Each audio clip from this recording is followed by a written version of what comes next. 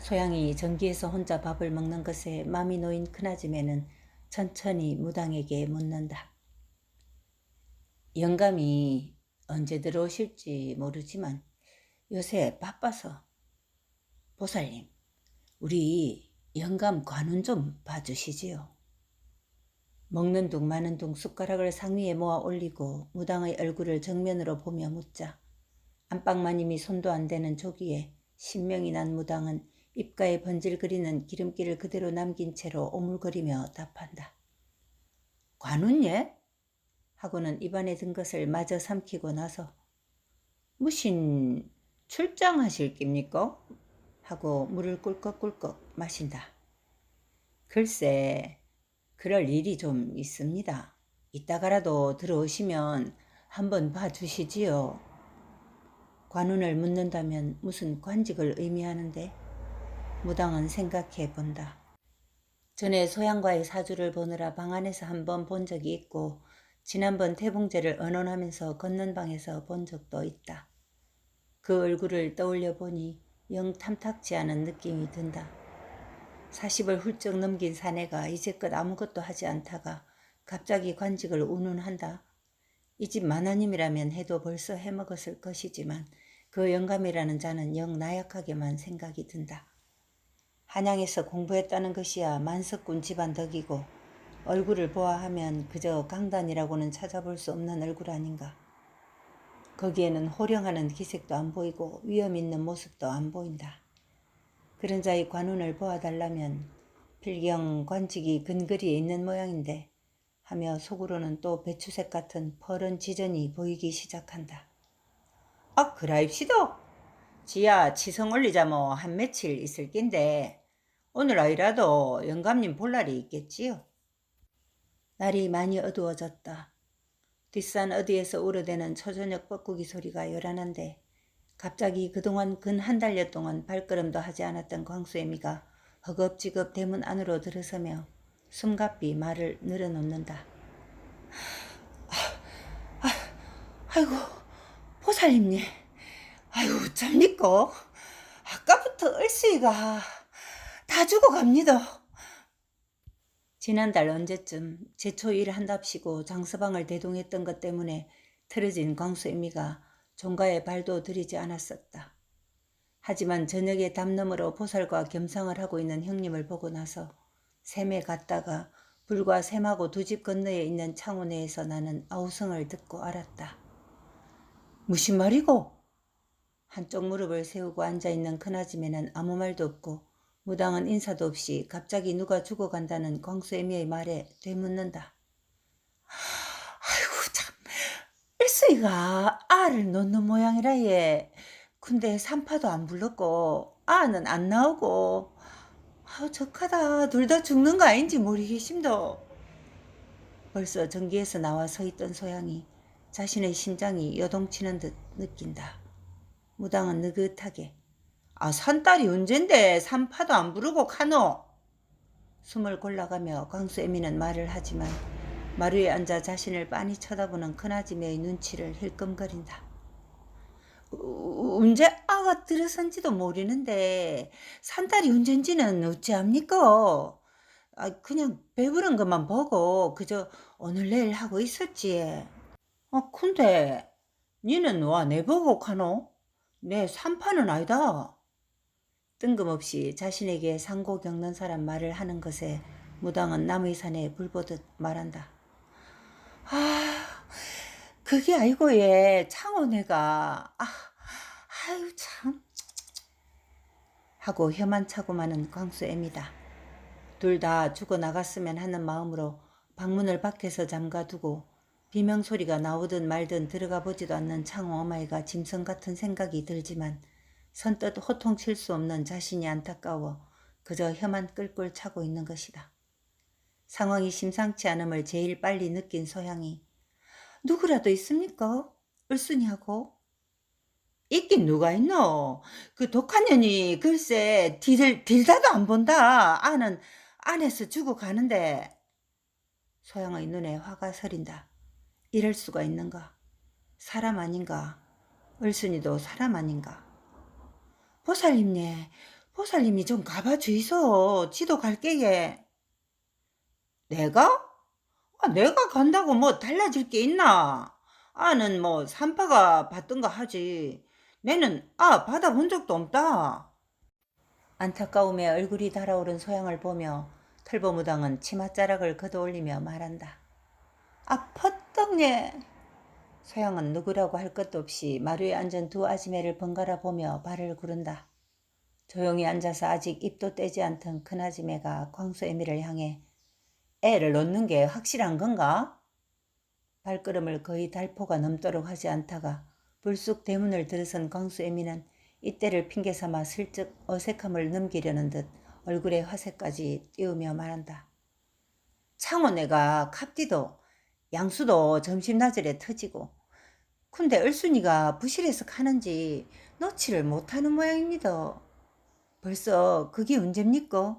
저 가다가 아이고 참 하고는 한숨을 길게 쏟아놓는다. 그런데 그 소리를 듣고 있던 소양이 갑자기 대문으로 뛰어나간다. 어안이 벙벙한 큰아지매는 눈만 크게 뜨고 입을 달싹거리지만 이미 소양의 모습은 보이지 않자 광수애미를 향해 자네 빨리 가서 소양이 잡아오게. 그런 험한 꼴을 보아서는 안 되네. 빨리. 저것이 철이 없어도 한참 없지. 나설 일인지 안 될 일인지도 모르고 뭐하나 자네. 큰아지매의 재촉을 듣고서야 슬슬 일어나는 광수애미는 덥석 무당의 손을 잡고 보살님 직한 같이 가보이시도 하면서 잡아 끈다. 억센 광수애미의 손에 끌려 마루에 앉았던 몸이 봉당으로 쏠리자 야는 와카노 하면서도 맨발의 신을 신발부터 찾아 코를 깬다. 아무캐도 보살님이 창훈애한테 한마디 하모 들을 깁니다. 그년이 산 사람 죽게 하고 있으이 말입니다. 거의 질질 끌려가다시피 하는 무당을 보며 둘이 대문을 나설 즈음 큰아지매도 일어서서 담 너머로 시선을 돌리지만 창훈애는 보이지 않고 무슨 소리라도 들리나 하고 귀를 기울인다. 광수네의 팔목을 잡혀 끌려온 무당이 창훈의 삽작을 들어섰을 때 을순이 방문이 활짝 열려있고 창호 어마이는 문 밖에서 무어라 짓거리고 방 안에는 소양이 있다. 안 나오나? 네가 뭐한다고 거있노? 퍼뜩 집에 가거라. 아지매가 오락한다잉. 하고 소양에게 말한 후 광수애미는 방 안 광경을 본다. 방바닥에는 피가 흥건하다. 소양은 머리가 산발이 된 을순이의 팔만 잡고 뭐라 하면서 있지만 을순이는 미동도 없고 이제는 비명도 지르지 못한다. 광수애미는 훌쩍 문지방을 넘어 들어가서 소양의 팔을 잡아채고 안 가고 뭐하노? 네가 이런 거 보면 안 된다 아이가.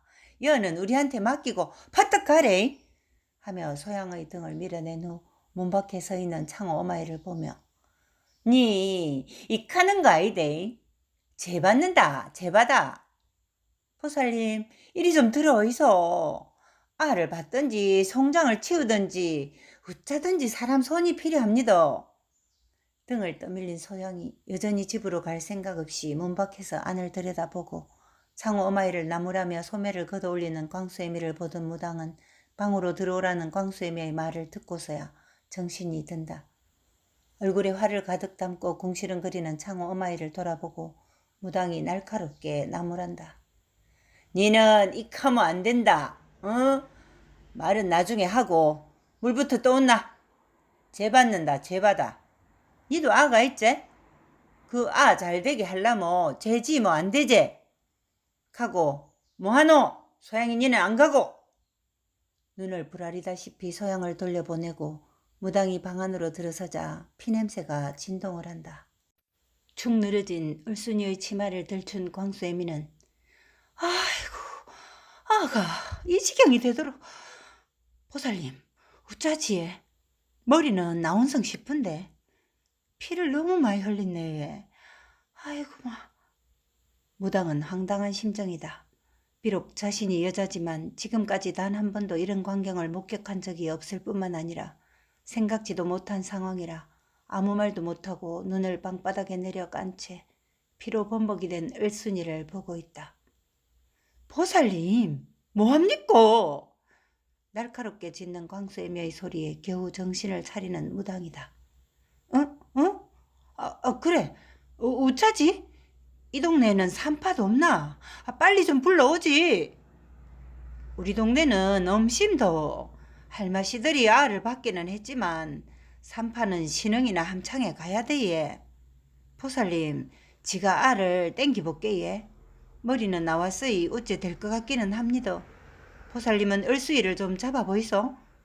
무당은 광수애미의 말은 듣고 있지만 선뜻 행동이 나서질 않는다.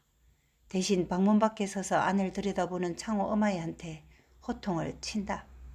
니는 거기서 뭐하노? 어서 들어와서 이 어쩌든지 안 하고. 이게 너의 일이가. 너그 집안 일이지. 내는 모릅니다. 가고 그냥 놔두이소. 다 지 팔자인데 어디서 애는 빼가지고 서리. 죽고 살고는 하늘이 하는 일입니다. 지는 알을 받아본 적도 없고 받고 싶지도 않심도. 창호 어마이는 되려 악에 바친 듯 무당에게 고개를 빳빳이 들고 대꾸를 해댄 후 등을 돌려 전기로 가버린다. 보살님, 을수이 다리를 좀 세워서 잡아보이소. 광수애미도 생전 처음 아이를 받고 있다. 하지만 자신이 두 아이를 낳으면서 겪었던 경험이 있는지라 그래도 털보무당보다는 대담하다. 무당은 광수애미의 명에 따라 을순이의 다리를 들어 올리고 광수애미는 애를 써가며 삐져나온 머리를 잡고 당긴다. 힘써서 집자니 물컹거리는 머리통이 어스러질까 걱정이고 살살 잡으니 피로 범벅이 된 머리가 자꾸 미끄덩거리며 손에서 빠져나간다. 을순이는 숨을 쉬는지 죽었는지 움직이지 않고 방 안의 누구도 지금 을순이의 생사에 관심을 두고 있지 않다. 우선은 아이를 받고 보자는 생각만으로 진행하고 있다. 아나, 여 물 있다. 언제 왔는지 함지박에 물을 한가득 담아 방에 들이며 창호네가 문지방에 몸을 걸치며 안을 살핀다. 뒤지든가 안 하고 이게 먹고 살아야 될 사람은 죽고 밥 축내는 빙신은 살아서 이 고생을 시키고. 애써가며 아기를 빼내려는 광수애미는 창호네가 짓거리는 말은 귀에 전혀 들어오지 않고 무당도 두 눈을 광수애미의 손에 고정시킨 채 처음으로 보는 생명의 탄생을 두렵게 보고 있다. 자신도 저렇게 태어났던가? 자신이 태어날 때 누군가가 저렇게 몸 밖에서 저주를 했을까? 아니면 발을 동동 구르며 애타게 기다렸을까? 털보무당은 물론 전혀 기억이 없다. 기억하기 시작한 것은 암자에서 승복을 입고 염주를 돌리던 보살의 얼굴이 어렴풋이 떠오르던 때부터이다. 그때가 4살 아니면 5살이던가. 여자로 태어났지만 그 보살은 자신에게 늘 팔자라고 하는 말을 짓거려대며 굿을 가리키고 점괘를 일러주고 신을 모시는 것을 배우라고 다그쳤지만 단 한 번도 여자 노릇하라는 말은 한 적이 없었다. 그런데 지금 비록 모자란 을순이지만 그 대부분의 여자들이 겪는다는 여자의 길을 지나고 있다. 그리고 자신은 비로소 처음으로 그 여자들이 감당하는 것을 간접적으로 감당하고 있다. 나와심다, 보살님, 나와심다. 아기를 양손으로 받쳐든 광수애미는 무당을 보며 일성을 질렀다. 광수애미도 감히 두려운 일이었던지 무난히 아기를 빼냈다는 것을 자기도 모르게 소리로 대신하는 것이다. 창호야, 가세 어디 있노?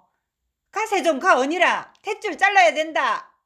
창호 어마이도 비로소 정신이 난 듯 화들짝 안방으로 들어가 녹슨 가위를 가져다 들이밀며 아가 살았나? 안 죽고? 하고 묻는다. 창호 어마이의 말에는 대꾸도 안 하고 광수애미는 탯줄을 싹둑 자르고 아기를 들어보며 째졌네, 째졌어. 응? 그나저나 창호야, 좀 씻기라. 하고 보살님은 을수이 좀 깨어보이소. 그러나 창호네나 무당이나 도무지 광수애미의 말대로 움직여주질 않는다. 창호 어마이는 방바닥에 놓인 빗덩이와 을순이를 번갈아 보다가 뒤 저쁘게 놔둬라구만. 살아도 안 되는 것들이다. 하고는 봉당에 그냥 털썩 주저앉아 먼 산을 쳐다본다. 무당은 그런 창호네를 보다가 뭐라 말하려던 입을 다물고 오히려 빗덩이를 들어서 무릎에 올리며 니는 을순이나 깨어라. 아가 나왔으이 정신 차리게 얼굴이라도 때리봐라 하고 광수애미에게 시키며 애기를 조심스레 살핀다.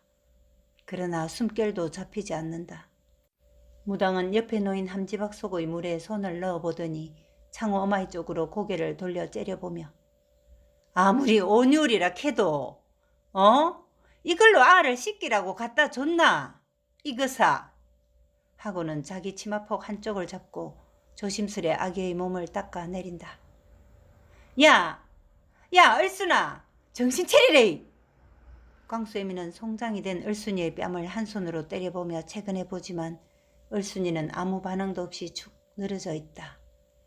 광수애미는 한 손을 얼순이의 목에다 대고 가만히 숨을 죽이더니 맥이 뛰긴 뛴다.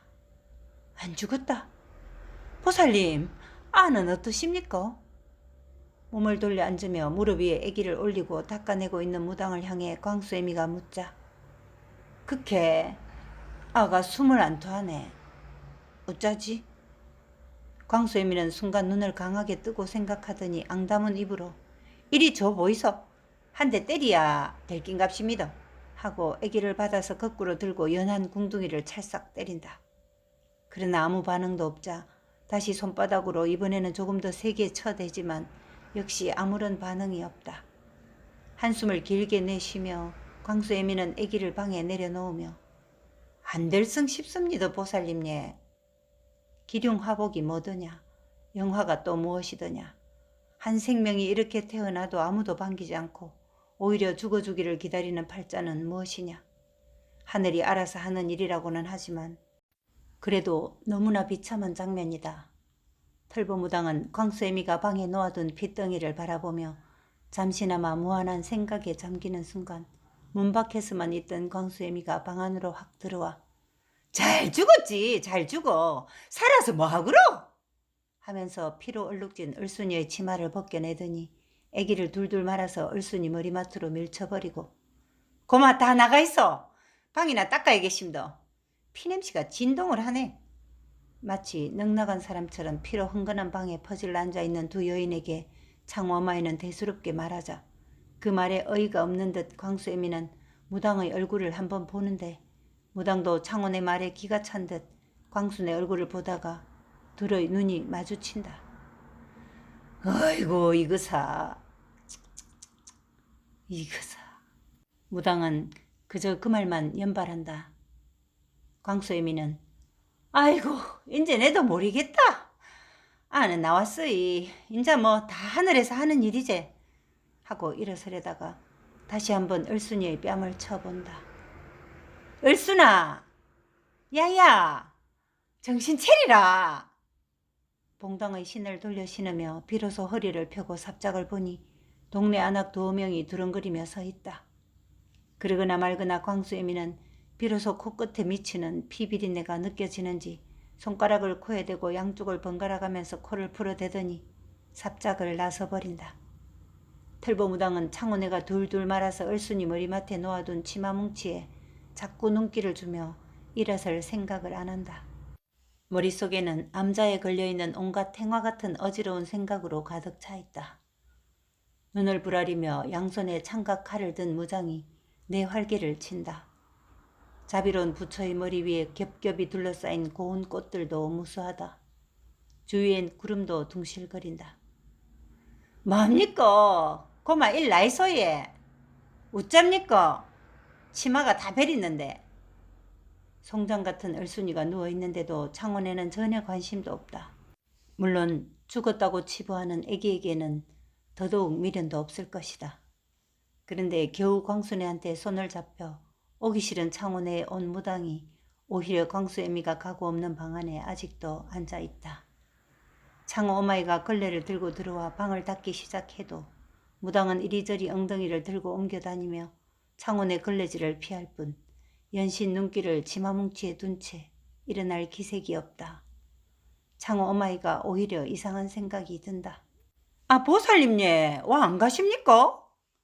단호하게 무당을 재촉하자 그제서야 그래 웃자노 다 팔짠데 하고 치마를 걷어들고 일어서더니 나머지 방을 훔쳐대는 창원애를 향해 야야, 너 그 집에 술 있나? 내 한 잔 더고 하고 나간다.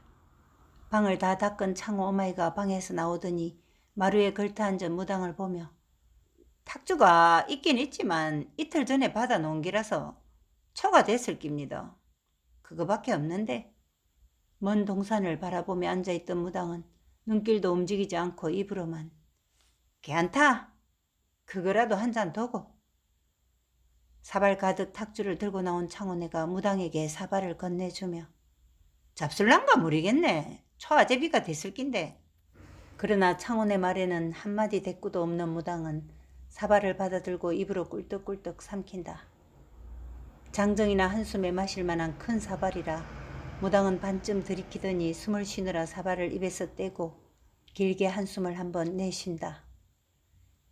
윽 하는 트림이 나오더니 무당은 나머지 탁주를 다 마신 후 손으로 입을 닫고는 다시 을순이가 있는 방으로 고개를 돌려본다.